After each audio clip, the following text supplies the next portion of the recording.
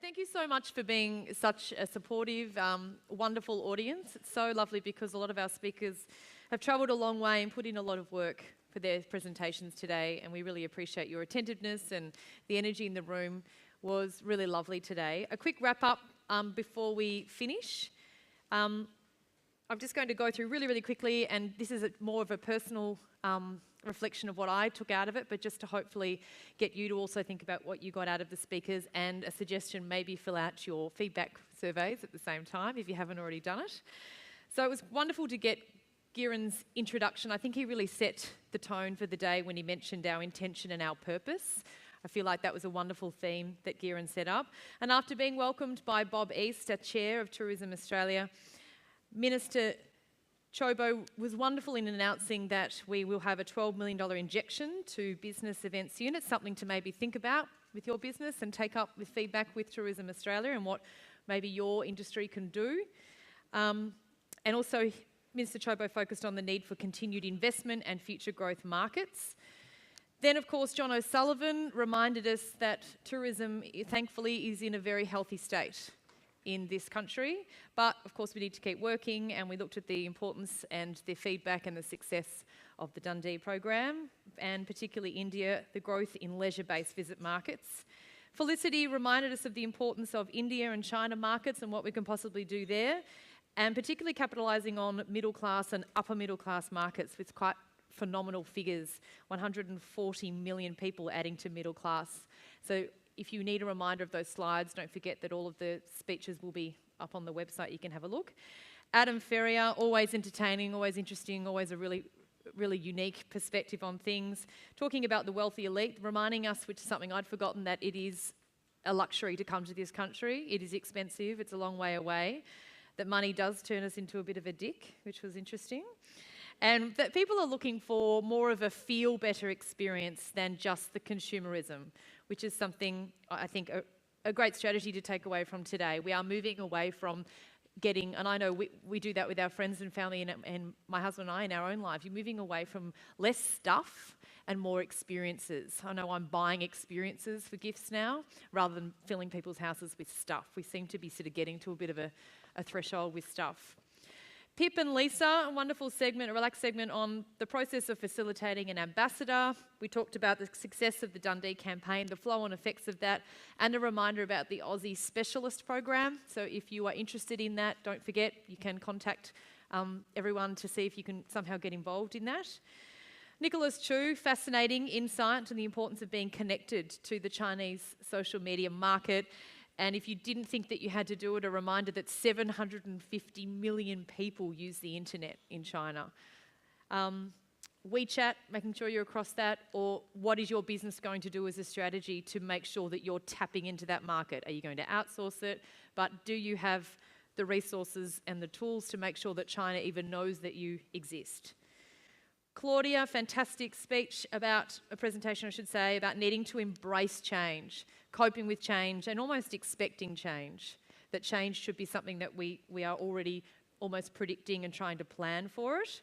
And listening to our customers was what I really took out of Claudia's presentation. Laura from BuzzFeed, designing content with a specific purpose. So it's not necessarily about reach, it's about creating content that people are wanting to share.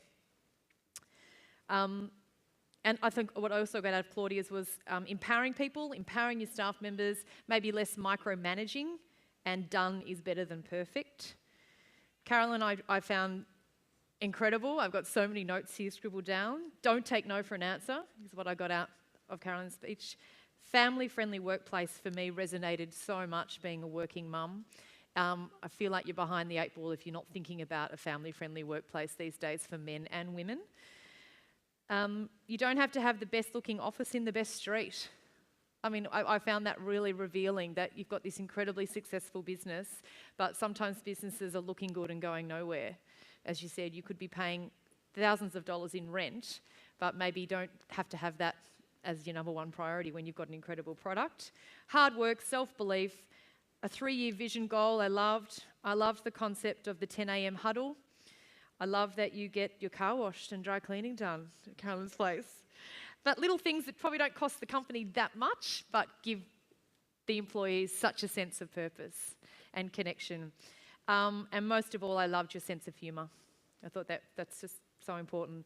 And Dan, what a great way to end the day, making customers feel like they matter. I'm a big fan of Oprah Winfrey, and she always uses the phrase that everybody wants to be seen and heard and given priority, and if they can feel special on an experience, they'll remember it. The who do you want to engage? Don't always focus just on the what. Our sense of identity, don't forget about the identity of your brand.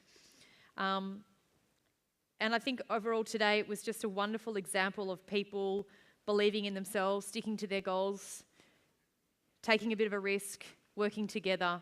And that's what we're all, I think, the reason that you're all here today and the reason why you're all in this industry, you're passionate about giving people experiences, and you're all really creative, hardworking people. So that is the quick wrap up. Please do your feedback form so that we can keep improving the conference for next year. And now it's sort of like the fun, relaxing time. I know that Stuart's out there and he's already preparing all the gin for you guys, ready to go.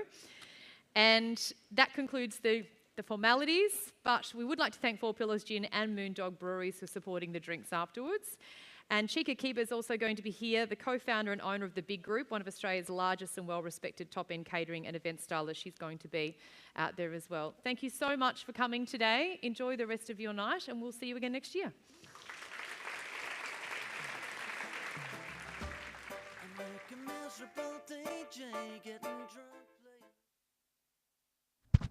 Thank you. Just very quickly, before we go out and have our food and wine and gin and Coke and everything else. Coca-Cola, that is, Coca-Cola. Look, just firstly, to all of you, thank you so much for giving us your time today. It's great to see the industry support Destination Australia as you have done for the last 4 years. It really does mean a lot to us at Tourism Australia. Could I particularly thank our MC, Gorgi. I think Gorgi's done an amazing job today in keeping the day going and in summarising the insights. So thank you, Gorgi, for everything you've done today. Can I also thank all of our speakers that we've had the opportunity to see throughout the course of the day, from Minister Chobo to Bob East to Dan, to Carolyn as well, talking about Carmen's. It's just been an amazing afternoon. So thank you to each and every one of our speakers. In particular, could I just also acknowledge the team at Tourism Australia who pull this together. They come from various departments, our marketing team, of course our corporate affairs and industry relations team, and also our industry events teams who pull all of these types of events together. But in particular, just one person I'd like to call out is David Ogle. David, I think, is standing up the back there. David does all of our industry briefings. He coordinates Destination Australia, has done for the last 4 years. So thank you, David, for everything you've done over the last time. Then, of course, the teams at Haycom AV, the Big Group and the Glass House for really also giving us the logistics behind this event. Now, as I said earlier on this morning, one of the things we like to do at Tourism Australia is move these events around. We've been in Sydney for a number of years with Destination Australia. This was the first time we ventured outside of Sydney. So for 2019, on the 14th of March, we'll be taking this event to Brisbane, which we're really looking forward to. And it's got a city that's got a great story to tell, and in particular as we head towards 2020 and beyond, with Queen's Wharf and alike. So 14th of March next year in Brisbane, and of course we'll continue moving the event around after that. So any other big cities out there, come and see me afterwards, and I'm sure we can do a deal over a gin. So it should be good. So thank you very much. Look forward to seeing you again in Brisbane next year, and thanks again for giving us your day. Thank you.